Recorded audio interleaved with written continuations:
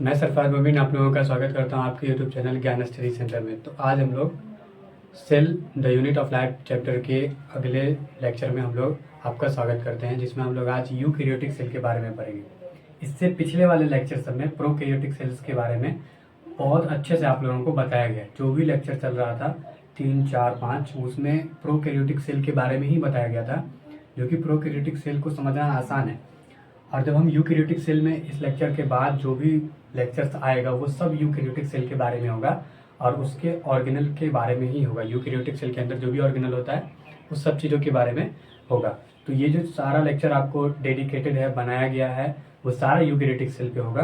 तो अब हम लोग जो पढ़ने वाले हैं वो थोड़ा सा इस चैप्टर का मेन चीज़ों को पढ़ने वाले हैं। अभी जो भी चल रहा था वो सब बेसिक चीज़ सब चल रहा था, जो हम पहले पढ़ भी चुके होंगे 9th में 10th में। तो उस सब चीज़ों में हम लोग पहले पढ़ चुके होंगे, तो वही सब चीज़ चल रहा था। लेकिन अब जो चलेगा वो थोड़ा सा एडवांस लेवल चल रहा होगा यूकैरियोटिक सेल के बाद। ठीक है, तो आज हम लोग यूकैरियोटिक सेल के बारे में पढ़ेंगे।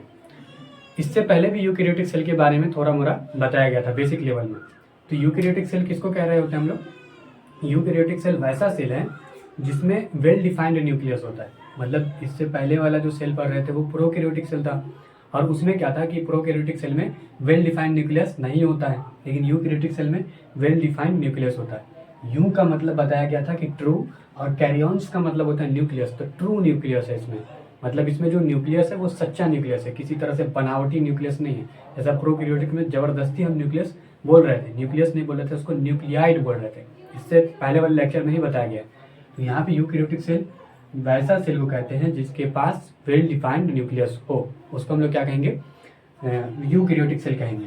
अब ये यूकैरियोटिक सेल किस किस किंगडम में देखने को मिलता है तो वो भी हम समझेंगे। जैसे कि प्रोकैरियोटिक सेल जो होता है ना, किंगडम मोनेरा में पूरी तरह से आपको देखने को मिलेगा।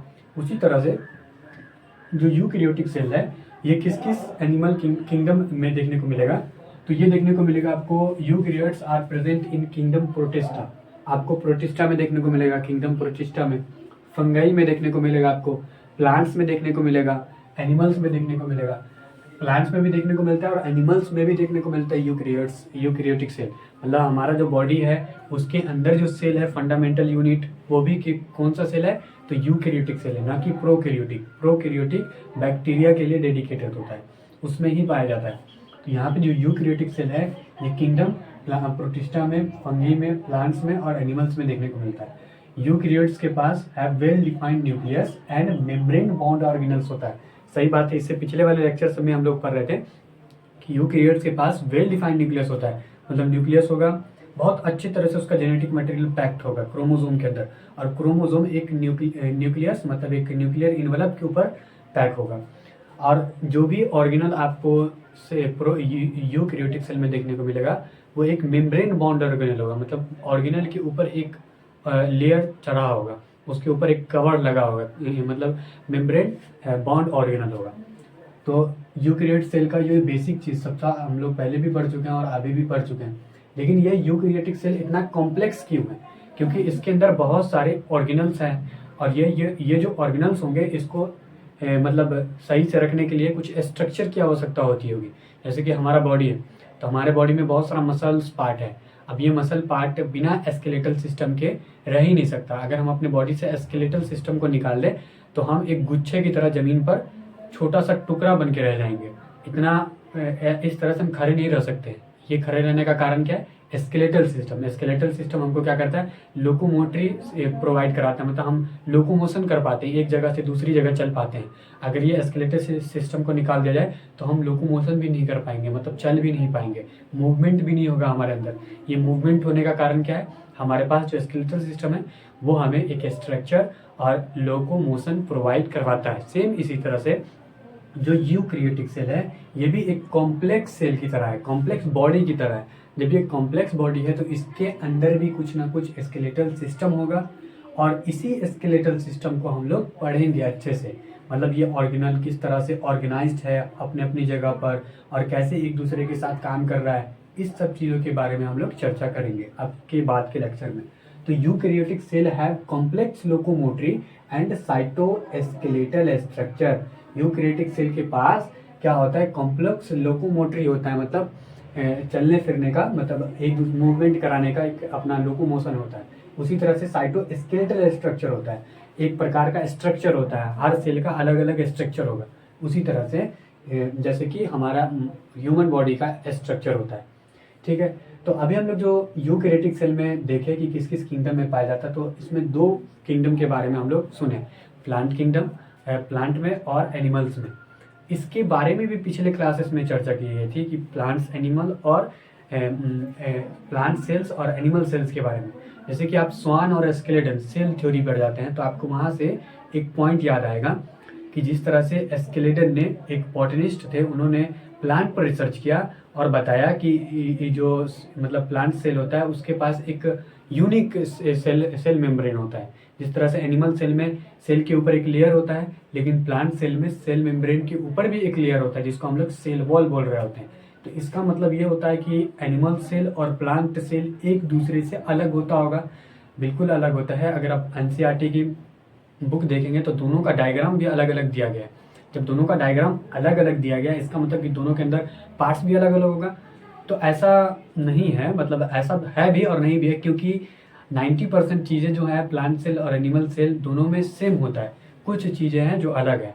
तो उसी अलग अलग चीज़ों को हमको पढ़ना है और समझना है कि कौन सा चीज़ प्लांट सेल में नहीं है और एनिमल सेल में है, और कौन सा चीज़ एनिमल सेल में है और प्लांट सेल में नहीं है। जैसे कि अगर हम लोग प्लांट सेल और एनिमल सेल में डिफरेंसेस जाने कि कौन सा चीज़ नहीं है और कौन सा चीज़ है, तो इसको समझना ईजी है अगर आप 4C रूल, मतलब 4C की मदद से प्लांट सेल और एनिमल सेल को डिवाइड कर सकते हैं। जैसे कि प्लांट में क्या होता है कि सेल वॉल प्रेजेंट होता है, लेकिन एनिमल सेल में आपको सेल वॉल प्रेजेंट नहीं होगा, एब्सेंट है। अगर सेल वॉल प्रेजेंट होता तो काहे के लिए स्केलेटन और स्वान अपना अपना थ्योरी देता, नहीं देता। इसलिए दिया गया क्योंकि दोनों ने देखा कि प्लांट और एनिमल में कुछ अलग है, यूनिक चीज़ देखने को मिलता है। तो प्लांट सेल में सेल वॉल प्रेजेंट होता है, लेकिन एनिमल सेल में सेल वॉल प्रेजेंट नहीं होता है। जब प्लांट सेल में क्लोरोप्लास्ट प्रेजेंट होता है, लेकिन एनिमल सेल में क्लोरोप्लास्ट प्रेजेंट नहीं होता है। अगर एनिमल सेल में भी क्लोरोप्लास्ट प्रेजेंट होता है तो हम हेट्रोट्रोपिक नहीं होते, ऑटोट्रोपिक होते हैं। जिस तरह से प्लांट ऑटोट्रोपिक है, खुद का खाना खुद बना लेता है, जबकि एनिमल जो होता है वो खुद का खाना खुद नहीं बनाता, वो दूसरे पर डिपेंडेंट है, क्योंकि वो उसके अंदर क्लोरोप्लास्ट प्रेजेंट नहीं है। क्लोरोप्लास्ट किसके अंदर प्रेजेंट है? तो प्लांट सेल के अंदर, एनिमल सेल के अंदर क्लोरोप्लास्ट प्रेजेंट नहीं है। तीसरा चीज कि सेंटर वैक्यूल प्रेजेंट होता है प्लांट में। आप जब सेल का स्ट्रक्चर देखेंगे तो एक वैक्यूल नाम का ऑर्गेनल होता है, दोनों में होगा, प्लांट में भी होगा और एनिमल में भी होगा, क्योंकि ये दोनों सेल यूकैरियोटिक सेल है तो इसके अंदर वैक्यूल प्रेजेंट तो होगा ही, वैक्यूल नाम का ऑर्गेनल प्रेजेंट तो होगा ही। लेकिन इसमें जो प्लांट सेल में जो वैक्यूल प्रेजेंट होता है वो एकदम सेंटर पर प्रेजेंट होता है। सेंटर पर अगर हम लोग बेसिक जाएं और जनरली बात कर रहे होते हैं तो हम लोग जानते हैं कि सेल के सेंटर पर हमेशा न्यूक्लियस प्रेजेंट होता है, लेकिन प्लांट सेल में सेल के सेंटर पर सेंटर वैक्यूल प्रेजेंट होता है। और आपको एक चीज़ और जानना जरूरी है कि ये प्लांट सेल में जो सेंटर वैक्यूल जो होता है, वैक्यूल ये 90% एरिया अपने बॉडी से कवर करके रखता है, जबकि इसमें एनिमल सेल में वैक्यूल प्रेजेंट होगा लेकिन बहुत कोने में प्रेजेंट होगा, बहुत छोटा सा पार्ट होगा। मतलब बोला जाए तो अगर परसेंटेज में बात करें तो 3 से 4% जगह बॉडी क्षेत्र अपने बॉडी से ढक रहा होगा एनिमल सेल में। तो इसमें जो प्लांट सेल में सेंटर वैक्यूल प्रेजेंट होता है, सेंटर वैक्यूल इसलिए बोला गया क्योंकि वैक्यूल सेंटर में प्रेजेंट होता है, इसलिए बोला गया। तो इसमें सेंटर वैक्यूल प्रेजेंट होता है, लेकिन एनिमल में सेंट्रल वैक्यूल प्रेजेंट नहीं होता है। तो सब कुछ इसमें प्रेजेंट है। एक और ऑर्गेनल होता है सेंट्रियोल और सेंट्रोजोम, जो आपको सेल डिवीजन में बहुत हेल्पफुल होता है। मतलब जब हम लोग सेल का बंटवारा कर रहे होते हैं तो उसमें सेंट्रियोल और सेंट्रोजोम का अपना किरदार होता है, इसी की मदद से हम लोग सेल को डिवाइड कर रहे होते हैं। तो ये जो ऑर्गेनल है सेंट्रियोल और सेंट्रोजोम, ये प्लांट में प्रेजेंट नहीं होता है। ये किस में प्रेजेंट होगा? तो एनिमल में। सेंट्रियोल और सेंट्रोजोम सिर्फ प्लांट में प्रेजेंट होता है। तो यहाँ पर आप लोग यूकैरियोटिक सेल के बारे में कुछ चीज़ें समझ चुके हैं। अभी हम लोग जो यूकैरियोटिक सेल में जो इतना कॉम्प्लेक्स लोकोमोटरी और साइटोस्केलेटल सिस्टम है, तो इस सब चीज़ों के बारे में हम लोग बारी बारी से जानेंगे और छोटे छोटे ऑर्गेनल्स के बारे में जानेंगे। इस प्रवाह में सबसे पहला हमारा जो टारगेट होगा वो होगा सेल मेम्ब्रेन को समझना, कि सेल मेम्ब्रेन कैसे बनता है और किस तरह से बनता है, तो उसको हम लोग जानेंगे। जब तक आप लोग इसको नोट कर सकते हैं। तो अब हम लोग यूकैरियोटिक सेल के ऑर्गेनल में सबसे पहले हम लोग सेल मेम्ब्रेन के बारे में पढ़ेंगे। जो कि हम लोग जानते हैं, जब हम लोग यूकैरियोटिक सेल का जब फिगर डायग्राम बना रहे होते हैं तो उसमें सेल मेम्ब्रेन एक सबसे इम्पोर्टेंट नहीं बोल सकते, लेकिन एक इम्पोर्टेंट ऑर्गेनल की तरह, एक इम्पोर्टेंट लेयर की तरह दिख रहा होता है। तो उसी के बारे में हम लोग आज चर्चा करेंगे। आज हम लोग जब सेल मेम्ब्रेन के बारे में जब हम लोग आते हैं ऊपर, तो एक चीज़ दिमाग में आता है कि सेल इतना छोटा है कि हम उसको मतलब अब समय पे सेल का खोज हो रहा था, जैसे कि स्केलेटन स्वान या फिर रॉबर्ट हुक, ये लोग जब सेल का खोज कर रहे थे और सेल पे अपना थ्योरीज दे रहे थे दुनिया के सामने, तब तक उस लोगों के पास उस लेवल का माइक्रोस्कोप नहीं था जो अभी हम लोगों के पास है। ये हाई रेजोल्यूशंस का माइक्रोस्कोप है, इतना अच्छा मैग्निफिकेशंस है अभी के माइक्रोस्कोप, लेकिन उस समय ऐसा कुछ नहीं था। तो उस समय के लोगों ने मतलब उस समय ये सवाल दिमाग में आया कि उस समय सेल मेम्ब्रेन का इतना सारा चीज़ कैसे दिया गया। तो उस समय नहीं दिया गया।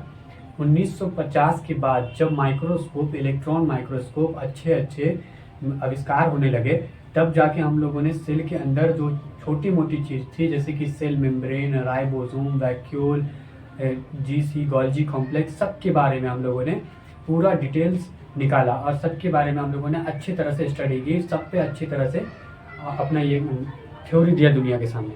तो ये कैसे संभव हुआ? जब इलेक्ट्रॉन माइक्रोस्कोप दुनिया के सामने आया, तभी जाकर इसका इतना अच्छा से हम लोग जान पाते आए।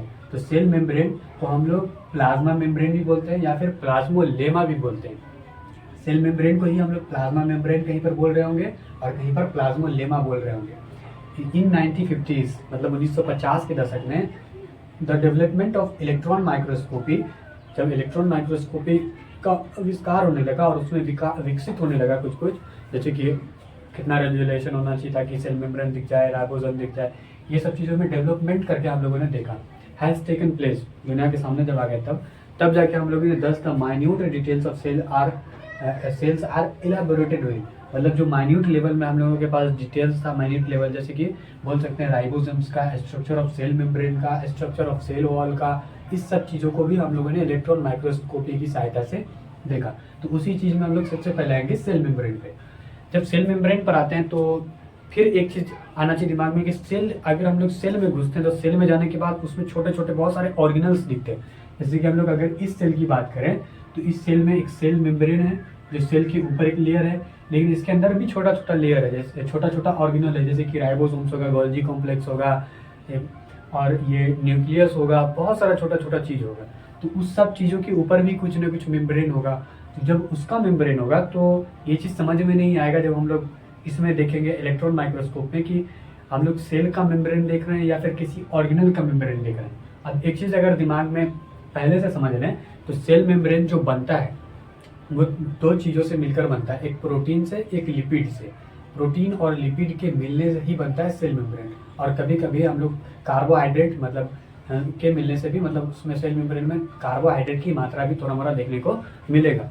तो हमको अगर दो सेल की बात कर रहे हो, जैसे कि सेल ए और सेल बी, तो सेल ए में एक चीज़ दिख ही नहीं रहा कि इसमें कोई ऑर्गेनल है, इसमें सिर्फ दिख रहा है कि एक सेल है और उसके ऊपर एक सेल मेम्ब्रेन जो एक लेयर है वो चढ़ा हुआ है। तो जब हम लोग इसकी स्टडी कर रहे होंगे, इस पर रिसर्च कर रहे होंगे, तो अगर मान लेते हैं कि कोई आदमी मतलब निकालता है और बोलता है कि 60% इसमें प्रोटीन है और 38% लिपिड है और 2% कोई और चीज़ है इसमें, तो ये जो हुआ ना सेल ए का पूरा सही से पता चला कि सेल मेम्ब्रेन में जो है ना 60% प्रोटीन है, सेल मेम्ब्रेन में ही है, इसमें कोई ऑर्गेनल है ही नहीं, तो इसकी चर्चा भी नहीं होगी। जबकि हम लोग सेल बी में जाते हैं तो इसमें देखते हैं कि सेल मेम्ब्रेन है, इसमें बहुत सारा छोटा छोटा ऑर्गेनल्स है।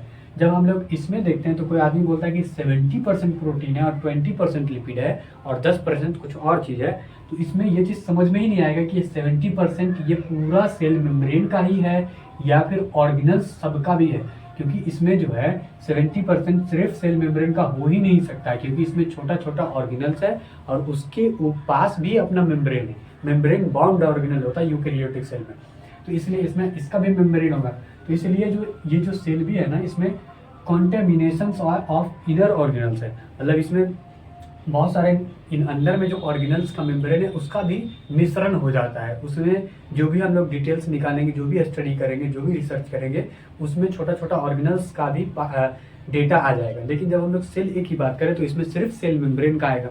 अब दुनिया में ऐसा सेल कहाँ मिले जिसमें यूकैरियोटिक सेल स्पेशली, जिसमें सिर्फ सेल मेम्ब्रेन हो, उसके अंदर कोई ऑर्गेनल हो ही ना हो, जिसके अंदर कोई न्यूक्लियस भी ना हो। आप ये सोचकर ही अजीब लगता है कि पहले तो हम लोग पढ़ते हैं उसमें बोलते हैं कि एक सेल का माइंड होता है न्यूक्लियस, लेकिन ऐसा सेल कहाँ मिलेगा जिसमें सेल में माइंड ही ना हो, मतलब सेल का अपना न्यूक्लियस ही ना हो। तो ऐसा सेल भी है दुनिया में, वो है मैच्योर्ड आरबीसी।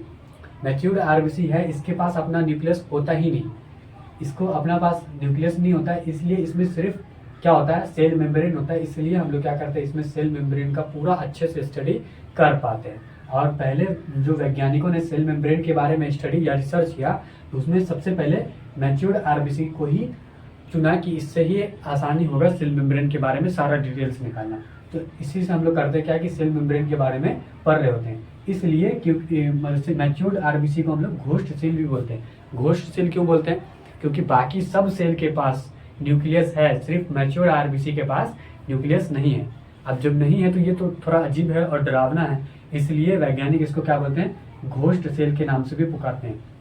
तो क्वेश्चन में कई बार पूछा जाता है कि कौन ऐसा सेल है जिसको घोस्ट सेल भी बोला जाता है, तो वो मैच्योर्ड आरबीसी होगा। अब हम लोगों ने देखा कि सेल मेम्ब्रेन जो बनता है वो दो चीज़ों के मिश्रण से बनता है, एक लिपिड एक प्रोटीन। तो main component of cell membrane are proteins and lipid और अदर देन कभी कभी देखने को मिलेगा कार्बोहाइड्रेट भी होती है उसमें कुछ मात्रा।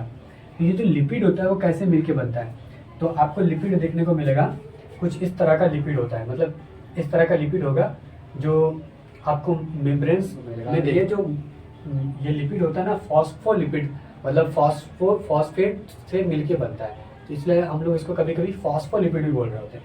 ये जो लिपिड है इसमें दो पार्ट देखने को मिलेगा, एक दिखेगा आपको पोलर हेड, इसमें हेड दिखेगा, और एक दिखेगा टेल, जो नीचे वाला पार्ट दिख रहा है आपको, इसको टेल बोलते हैं और इसको बोलते हैं हम लोग हेड। और ये जो हेड होता है ना, कैसा होता है, पोलर हेड होता है, और ये जो होता है ना टेल, इसको हम लोग नॉन पोलर टेल बोल रहे होते हैं। अब जैसे कोई सेल है, तो सेल में हम लोग जानते हैं कि सेल के अंदर एक साइटोप्लाज्म नाम का चीज़ होता है। उस साइटोप्लाज्म में ज़्यादातर आपको पानी देखने को मिलेगा। जो पानी देखने को मिलता है, तो पानी के लिए तो आपको पानी एक तरह का पोलर है, तो पोलर आपको किस साइड देखने को मिलेगा, जो पोलर हेड है वो किस साइड देखने को मिलेगा, अंदर की तरफ देखने को मिलेगा। और ये जो नॉन पोलर टेल है किस तरफ देखने को मिलेगा, बाहर की तरफ देखने को मिलेगा। अब ये बाहर भी देखने को नहीं मिलता है, जब हम लोग इस पे अच्छे से आएंगे सेल मेम्ब्रेन पर और सेल मेम्ब्रेन के स्ट्रक्चर पर, तब देखेंगे कितना अजीब दिखेगा आपको ये सेल मेम्ब्रेन। यहाँ पे आपको लिपिड देखने को मिला, जिसमें दो पार्ट होता है, एक पोलर हेड, एक होता है नॉन पोलर टेल। तो पोलर में जो होगा ना, पोलर के साथ हमेशा पानी लगा होगा, जबकि नॉन पोलर में कभी पानी नहीं होगा। ठीक है। प्रोटीन्स इसमें जो देखने को मिलेगा आपको सेल मेम्ब्रेन में, दो टाइप का प्रोटीन देखने को मिलेगा। एक होता है एक्सट्रिंसिक प्रोटीन, एक होता है इंट्रिंसिक प्रोटीन। एक्सट्रिंसिक प्रोटीन और इंट्रिंसिक प्रोटीन क्यों बोला गया, on the basis of ease of extract. ये जो प्रोटीन होगा, प्रोटीन हमेशा लिपिड के साथ ही होगा, लिपिड के ऊपर छिड़का हुआ होगा, लिपिड पे ही चिपका हुआ होगा। प्रोटीन हमेशा किसके साथ चिपका हुआ होगा, तो लिपिड के साथ चिपका हुआ होगा। इसमें जो है ना, हम लोग जब लिपिड से प्रोटीन को हटाते हैं, उसी हटाने की बेस पर हम लोग दो प्रोटीन में हम लोग क्या करते हैं, डिवाइड कर देते हैं। एक होता है एक्सट्रिंसिक प्रोटीन, एक होता है इंट्रिंसिक प्रोटीन। एक्सट्रिंसिक प्रोटीन किसको कहते हैं, एक्सट्रिंसिक प्रोटीन वैसा प्रोटीन होगा जिसको लिपिड से निकालना ईजी हो, और इंट्रिंसिक प्रोटीन वैसे प्रोटीन को कहेंगे हम लोग जिसको लिपिड से निकालना डिफिकल्ट हो। अब ऐसा नहीं कि निकाल ही नहीं सकते, निकाल सकते हैं, मगर डिफिकल्टी का सामना करना पड़ेगा, उसको थोड़ा सा हम लोग मेहनत भी करना पड़ेगा। प्रोटीन को हम लोग लिपिड से क्या कर सकते हैं, निकाल सकते हैं। तो इस तरह से हम लोगों ने सेल मेम्ब्रेन के कंपोनेंट को, सेल मेम्ब्रेन को कहाँ से पढ़ते हैं और किस तरह से पढ़ते हैं, किस मैच्योर्ड आरबीसी को घोस्ट सेल क्यों बोलते हैं, ये सब चीज़ों को हम लोगों ने देखा है। अब हम लोग सेल मेम्ब्रेन के स्ट्रक्चर के बारे में देखेंगे, जब तक आप लोग इसको नोट कर सकते। सेल स्ट्रक्चर के बारे में देखेंगे कि सेल मेम्ब्रेन का स्ट्रक्चर कैसा होता है। सेल का स्ट्रक्चर नहीं, सेल मेम्ब्रेन का स्ट्रक्चर के बारे में हम लोग देखेंगे कि उसका स्ट्रक्चर कैसा होता है। जैसे कोई सेल है रैंडमली, और उसमें कुछ ना कुछ सेल मेम्ब्रेन होगा उसके साइड, उसी में से जिस सेल मेम्ब्रेन के छोटे से पार्ट को काट कर अगर हम निकालें तो वो कैसा दिखता होगा। अभी हम लोगों ने पढ़ा कि सेल मेम्ब्रेन जो बनता है वो लिपिड और प्रोटीन का मिलकर बनता है। कोलेस्ट्रॉल भी देखने को मिल सकता है, तो इसमें मतलब सेल मेम्ब्रेन में लिपिड और प्रोटीन का मिलकर बनेगा। और वो कुछ इस तरह से दिखेगा सेल मेम्ब्रेन। उसमें हम लोगों ने लिपिड को देखा तो लिपिड छोटा सा पार्ट था और वो इस तरह से दिखता था, लिपिड इस तरह से लिपिड दिखता था। अब यहाँ पे बहुत सारा लिपिड है जो आपको दिख रहा होगा। एक चीज़ आप ध्यान रखिएगा कि सेल के अंदर साइटोप्लाज्म में ज़्यादातर पानी आपको देखने को मिलेगा और सेल मेम्ब्रेन के बाहर भी आपको पानी देखने को मिलेगा।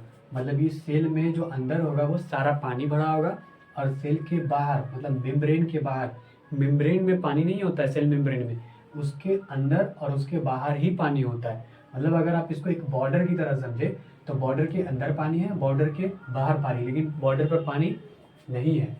तो उसी तरह से हम लोगों ने देखा कि लिपिड होता है, लिपिड इस तरह का दिखेगा आपको। यहाँ पे छोटा छोटा लिपिड है आपको दिख रहा है। इसके ऊपर वाले पार्ट को हम लोगों ने बोला था पोलर हेड, इसको बोला था नॉन पोलर टेल। तो इस पोलर हेड के साथ ही पानी क्या होगा, अटैच्ड होगा। इस पोलर हेड के साथ ही पानी क्या होगा, अटैच्ड होगा। लेकिन नॉन पोलर टेल के साथ पानी नहीं हो आ सकता है। अब इस स्ट्रक्चर में, सेल मेम्ब्रेन के स्ट्रक्चर में क्या खास बात है और क्या क्या चीज़ देखने को मिलेगा वो चीज़ हम देखते हैं। तो इसमें आपको देखने को मिलेगा, जैसे कि हम देखें लिपिड देखने को मिलता है, प्रोटीन देखने को मिलता है। तो यहाँ पे लिपिड सब तो है ही यहाँ पे रखा हुआ। अब ये प्रोटीन कहाँ पर होता है, तो प्रोटीन में भी दो टाइप का प्रोटीन पर है, एक एक्सट्रेंसिक प्रोटीन, एक इंट्रेंसिक प्रोटीन, तो जिसको हम लोग पेरिफेरल प्रोटीन बोलते हैं, और एक इंटीग्रल प्रोटीन देखने को मिलता है। दो टाइप का protein on the basis of ease of extraction, मतलब हम लोग प्रोटीन को लिपिड के ऊपर से हम लोग कैसे निकाल सकते हैं, कितना ईजी पड़ेगा, उसके बेसिस पे हम लोगों ने प्रोटीन को दो कैटेगरी में रखा है। ठीक है, तो पहला प्रोटीन आपको दिख रहा है, ये वाला जो दिख रहा है ना, ये वाला फिगर आपको, ये वाला डायग्राम, ये प्रोटीन है। अब ये कैसा प्रोटीन है, तो पेरिफेरल प्रोटीन है। क्यों पेरिफेरल प्रोटीन बोला गया, क्योंकि हम लोग इसको क्या कर सकते हैं, अभी आसानी से इस लिपिड पर से हटा सकते हैं। जैसे एक एग्जांपल के तौर पे देखो, और मानो ये मेरा हाथ जो है ये सेल मेम्ब्रेन है और ये जो मार्कर है ये एक तरह का प्रोटीन है। अब इसको हम लोगों ने ऐसे रखा है, तो ये वाला प्रोटीन अभी कैसा प्रोटीन कहलाएगा, तो पेरिफेरल। क्यों, क्योंकि अभी हम लोग इसको आसानी से हटा सकते हैं। लेकिन जब इसी प्रोटीन को इस मेम्ब्रेन में इस तरह से एम्बेडेड कर दिया जाए, मतलब अंदर डाल दिया जाए, तब ये प्रोटीन का नाम क्या हो जाएगा, तो पेरिफेरल नहीं होकर ये एक इंटीग्रल प्रोटीन कहलाएगा। क्योंकि अब इसको निकालना थोड़ा सा डिफिकल्ट है। अब इसको निकालते रहो, थोड़ा सा मेहनत करने के बाद ये प्रोटीन क्या होगा, निकलेगा। तो इसलिए ईज ऑफ एक्सट्रैक्शन के बेसिस पे हम लोगों ने प्रोटीन को दो कैटेगरी में बांटा, एक पेरिफेरल प्रोटीन, एक इंटीग्रल प्रोटीन। तो पेरिफेरल प्रोटीन आपको यहाँ पर देखने को मिल रहा है। अब इसी तरह से एक और प्रोटीन है जो है इंटीग्रल प्रोटीन। अब इंटीग्रल प्रोटीन भी जो आपको देखने को मिलेगा वो हो सकता है क्या कि आपको लिपिड के अंदर या सेल मेम्ब्रेन के अंदर हल्का सा डाला हुआ होगा, मतलब पार्शियली मतलब घुसाया गया होगा उसको सेल मेम्ब्रेन के अंदर, और कुछ होगा कि वो पूरा कंप्लीटली अंदर ही होगा, मतलब अंदर और बाहर होगा। जैसे ऐसे हो सकता है, अगर मान लो ये हमारा ये ऊपर का लिपिड और नीचे का लिपिड, मतलब ऊपर वाला लेयर और नीचे वाला लेयर मिलकर बन रहा है सेल मेम्ब्रेन, तो इस तरह से भी हो सकता है प्रोटीन, या फिर ऐसे भी हो सकता है प्रोटीन, मतलब प्रोटीन ऐसे भी गथा हो सकता है। तो इसको हम लोग पार्शियली बोलते हैं। और ये इस तरह से जो होगा ना, इसको बोलेंगे फुल्ली इम्बेडेड, मतलब पूरी तरह से अंदर गया हुआ है प्रोटीन। तो यहाँ पे आपको एक दिख रहा होगा प्रोटीन, ये भी इंटीग्रल प्रोटीन है, ये भी एक तरह का हम लोग इंटीग्रल प्रोटीन ही बोलते हैं, लेकिन ये पूरा इम्बेडेड है, पूरा अंदर है। और जबकि ये पार्शियली ही है, मतलब आधा अंदर और आधा बाहर है। अब इसमें क्या होता है कि एक तरह का आपको लिपिड में कुछ प्रोटीन देखने को मिलेगा जो चिपका हुआ होगा सीधा प्रोटीन के साथ। जैसे कि यहाँ पे कुछ क्या बोलते हैं, कोलेस्ट्रॉल देखने को मिलेगा, कुछ कोलेस्ट्रॉल। तो यहाँ पे जो है ना, एक कोलेस्ट्रॉल जो होगा वो सीधा लिपिड के साथ ही चिपका होगा। जैसे कि यहाँ पे ये वाला, तो ये सीधा लिपिड के साथ चिपका हुआ है। इसका जो डायग्राम बनता हुआ दिख रहा है वो लिपिड के साथ ही सीधा अट्रैक्ट है। तो इसको बोलते हैं हम लोग ग्लाइकोलिपिड। कल ही तो पढ़े थे, सॉरी कार्बोहाइड्रेट। ये कार्बोहाइड्रेट जो है ना, ये इस लिपिड के साथ ही डायरेक्ट अटैच्ड है। और यहाँ पे जो आपको एक कार्बोहाइड्रेट दिख रहा है ये प्रोटीन के साथ अटैच्ड है। तो इस वाले जो डायरेक्ट लिपिड के साथ अट्रैक्ट जो कार्बोहाइड्रेट है उसको हम लोग बोलते हैं ग्लाइकोलिपिड। क्या बोल रहे होते हैं, ग्लाइकोलिपिड। कल ही तो पढ़े थे, ग्लाइको का मतलब कार्बोहाइड्रेट होता है। तो यहाँ पे ग्लाइको जो है वो लिपिड के साथ अट्रैक्ट है, इसलिए हम लोग इसको बोलते हैं ग्लाइकोलिपिड। और यहाँ पे ग्लाइको प्रोटीन बोलते हैं क्योंकि ये प्रोटीन के साथ अट्रैक्ट है। पेरिफेरल के साथ भी हो सकता है और इंटीग्रल के साथ भी हो सकता है। अब यहाँ पे जो आप लोग इंटीग्रल प्रोटीन इम्बेडेड जो दिख रहा है, पूरा एक टनल टाइप का बना रहा है। टनल का मतलब ये हुआ कि सेल मेम्ब्रेन के बाहर से अंदर आने का एक रास्ता बना रहा है कि कोई भी चीज़ अंदर कैसे जाएगा और कोई भी चीज़ बाहर कैसे जाएगा। हम लोग पहले भी जान चुके हैं कि सेल मेम्ब्रेन को सिलेक्टिवली मेम्ब्रेन भी बोलते हैं या सिलेक्टिवली परमिएबिलिटी भी कहा जाता है। इसको क्यों कहा जाता है? क्योंकि ये सिलेक्टिव चीज़ों को ही अंदर और बाहर आने जाने देता है सेल मेम्ब्रेन। तो यहाँ पर जो है ना एक टनल टाइप का, इसको हम लोग ट्रांस मेम्ब्रेन प्रोटीन कहते हैं। अब जैसे कि कोई पोलर मॉलिक्यूल है जिसको सेल मेम्ब्रेन के अंदर आना है, तो ये तो डायरेक्ट आप लिपिड से आ ही नहीं सकता है, क्योंकि पोलर को क्या करेगा? हटाएगा, दूर करेगा। तो जब ये पोलर है इसका हेड, तो ये पोलर मॉलिक्यूल को कैसे अंदर आने दे सकता है? नहीं आने देगा अपने से होकर। तो इसको कहाँ से आना पड़ेगा? पोलर मॉलिक्यूल को फिर टनल होकर आना पड़ेगा। अगर कोई नॉन पोलर मॉलिक्यूल होगा तो वो डायरेक्ट क्या होगा? इस रास्ते से आ सकता है, मतलब पोलर के हेड से आ सकता है, लेकिन आ तो जाएगा नॉन पोलर मॉलिक्यूल। अब ये टेल से कैसे गुजरेगा? इस टेल से कैसे जाएगा अंदर? नहीं जा सकता है। तो इसको भी कहाँ से जाना पड़ेगा? टनल से होकर जाना पड़ेगा। इसलिए हम लोग सेल मेम्ब्रेन को सिलेक्टिवली परमिएबल मेम्ब्रेन भी बोल रहे होते हैं, क्योंकि ये सारे चीज़ों को अंदर बाहर नहीं जाने देता है। अब जैसे एक और चीज़ है कि अगर कोई पोलर नॉन पोलर कुछ भी ना हो, मतलब न्यूट्रल सॉल्यूट हो, कोई न्यूट्रल मॉलिक्यूल हो, तो उसको डायरेक्ट आने जाने देगा। उसको कोई फर्क नहीं पड़ता है ये हेड को या टेल को कि इस मॉलिक्यूल को जाने दे या नहीं जाने दे, क्योंकि अगर पोलर होता तो हेड रोक देता, नॉन पोलर होता तो टेल रोक देता है। लेकिन ये न्यूट्रल है तो इसको ना हेड रोकेगा ना टेल, ये डायरेक्ट अंदर बाहर आ जा कर सकता है। तो इस तरह से हम लोग क्या करते हैं कि पूरा सेल मेम्ब्रेन के स्ट्रक्चर को अच्छे से समझ पा रहे होते हैं। जैसे कि सेल मेम्ब्रेन में दो स्ट्रक्चर दिख रहा है, एक ऊपर का स्ट्रक्चर, एक नीचे का लेयर दिख रहा है। तो इस एक जो सिंगल लेयर होगा उसको हम लोग बोलते हैं लिपिड मोनोलेयर। मोनोलेयर इसलिए क्योंकि लिपिड का एक लेयर है, सिर्फ एक लेयर देखने को मिला है। लेकिन जब दोनों को मिला दिया जाएगा तो इसको हम लोग बोल रहे होते हैं लिपिड बाई लेयर, मतलब लिपिड का दो लेयर है, इसलिए हम लोग इसको बोलते हैं लिपिड बाई लेयर। तो यही है सेल मेम्ब्रेन का स्ट्रक्चर, इसमें कोई खास चीज़ नहीं है। तो अब हम लोग सेल मेम्ब्रेन के स्ट्रक्चर में ही आगे बढ़ेंगे और कुछ पॉइंट पर डिस्कशन करेंगे। जैसे कि दो वैज्ञानिक आते हैं, सिंगर और निकलसन। इन्होंने सेल मेम्ब्रेन के स्ट्रक्चर में अपनी बहुत अहम भूमिका निभाई। इन्होंने क्या बताया? इन्होंने एक चीज़ दिया फ्लूइड मोज़ाइक, जो कि सेल स्ट्रक्चर के बारे में ही था। फ्लूइड मोज़ाइक मॉडल था ये। तो ये क्या था? ये था फ्लूइड किसके लिए बोला गया? ये यूज़ किया गया लिपिड के लिए। अब हम लोग पहले भी जानते हैं कि सेल मेम्ब्रेन जो होता है वो फ्लेक्सिबल होता है। अब ये फ्लेक्सिबल क्यों होता है? क्योंकि ये फ्लूइड जो है ना लिपिड के लिए यूज़ किया गया। लिपिड जो कि ऊपर एक लेयर बन रहा था और एक नीचे लेयर बन रहा था। ये फ्लूइड क्या करता है? लिपिड को एक तरह से फ्लेक्सिबिलिटी प्रोवाइड करवाता है, जिससे कोई भी सेल फ्लेक्सिबल दिखता है। अब सेल क्या करता है? ग्रोथ करता है। सेल क्या करता है? डिवीजन करता है, मतलब बंटवारा करता है, बढ़ता है, टूटता है। सेल ग्रोथ भी करता है, सेल डिवाइड भी करता है। तो इस सब चीज़ों में किसका अपना रोल होता है? तो इसी फ्लूइड का होता है, जो कि किसके लिए यूज़ किया गया? लिपिड के लिए। लेकिन जब मोज़ाइक की बात होती है कि मोज़ाइक किसके लिए यूज़ किया गया, तो used for protein which are present randomly. इसका क्या मतलब होता है?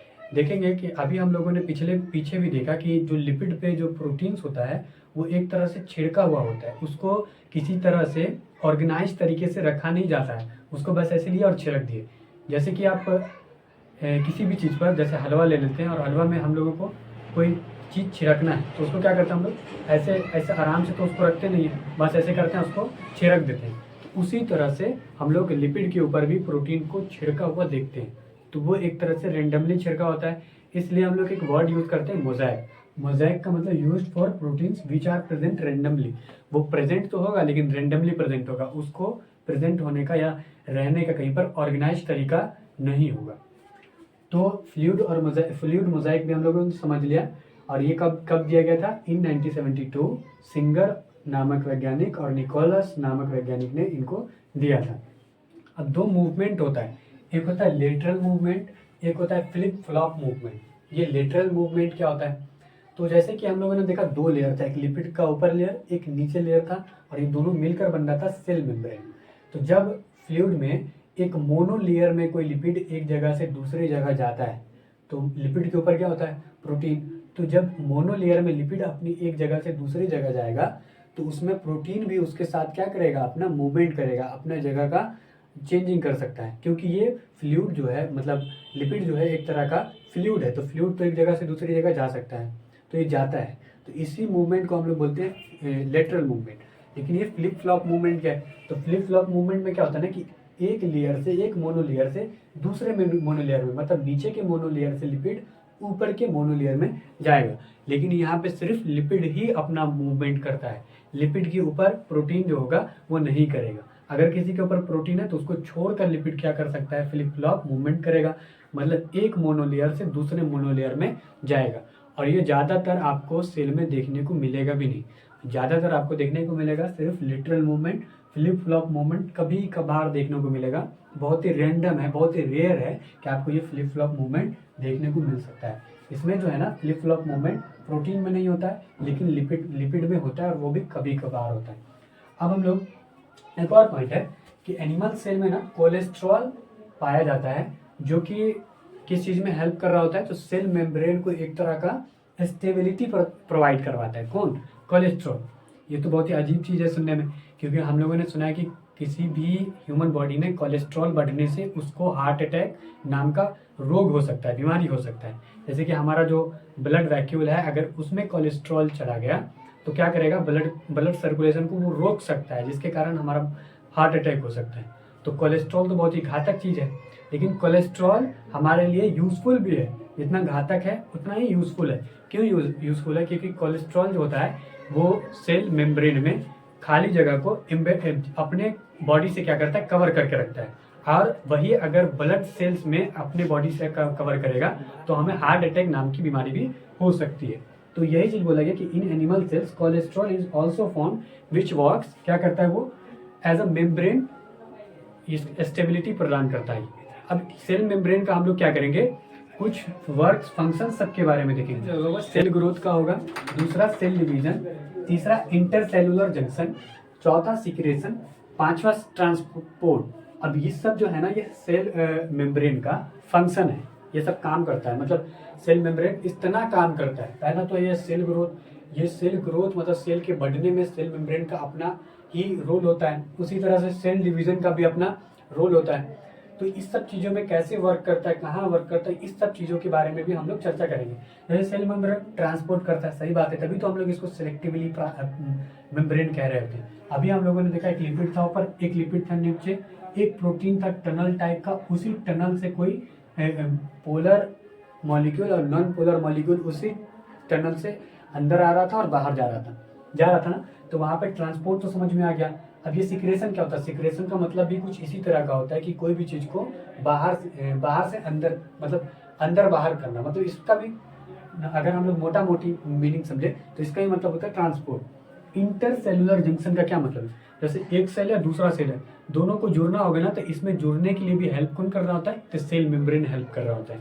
अब ये सेल डिवीजन क्या है, एक सेल है, एक सेल को टूटना है, तो हम लोगों ने देखा कि सेल मेम्ब्रेन जो होता है वो कैसा होता है, फ्लेक्सिबल होता है। जब सेल ग्रो करेगा, बहुत ग्रो करेगा, उसके अंदर सब चीज़ बड़ा होता चला जाएगा, तो उसको एक जगह एक टाइम के बाद क्या करना पड़ता है, अपने आप को दो हिस्सों में बांटना पड़ता है, डिवाइड करना पड़ता है। तो सेल डिवीजन में भी हेल्प कर रहा होता है। उसी तरह से सेल ग्रोथ में भी क्या करता है, हेल्प करता है। सेल ग्रोथ जैसे कि अब उसके अंदर बहुत सारा चीज आएगा तो सेल क्या करेगा, ग्रोथ करेगा। और वो ग्रोथ कब कर सकता है, जब उसका सेल मेम्ब्रेन क्या होगा, फ्लेक्सिबल होगा। और हम लोग जानते हैं फ्लूइड मोज़ेक से कि फ्लूइड किसके लिए यूज़ किया गया था, तो लिपिड के लिए। लिपिड क्या करता है, सेल मेम्ब्रेन को फ्लेक्सिबिलिटी प्रोवाइड करा रहा होता है। तो इस तरह से हम लोगों ने सेल मेम्ब्रेन के सारे स्ट्रक्चर्स को बहुत अच्छे ढंग में, अच्छे वे में देखा कि क्या क्या चीज़ होता है। तो सेल मेम्ब्रेन का सारा स्ट्रक्चर यहाँ पर अपना क्या होता है, कंप्लीट। इस तरह से आप लोग सेल स्ट्रक्चर को, सेल मेम्ब्रेन के स्ट्रक्चर को समझ सकते हैं।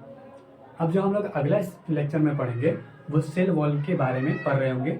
सेल वॉल पे पूरा रिसर्च कर रहे होंगे और पूरा अपना नॉलेज ले रहे होंगे कि सेल वॉल कैसे क्या होता है। आज जो पहला ऑर्गेनल्स था वो था अपना सेल मेम्ब्रेन यूकैरियोट के अंदर, अब दूसरा होगा सेल वॉल। आगे इसी तरह से लेक्चर्स आते रहेगा पर्टिकुलर ऑर्गेनल्स के ऊपर। तो आज के लिए बस इतना ही, धन्यवाद।